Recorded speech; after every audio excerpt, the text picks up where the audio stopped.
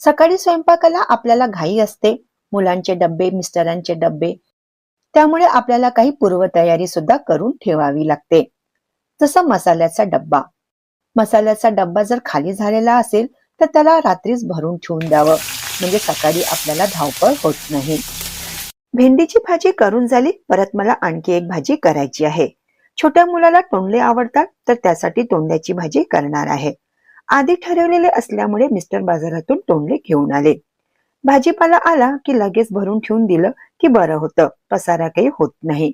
कांदे बटाटे ठेवण्यासाठी आपण अशी रॅक वापरतो, तर त्यात कांदे ठेवण्याआधी एक पेपर जरूर ठेवा, म्हणजे कांद्यांच्या सालांचा कचरा हा खाली पडणार नाही आणि रॅकच्या खालची जागा खराब होणार नाही.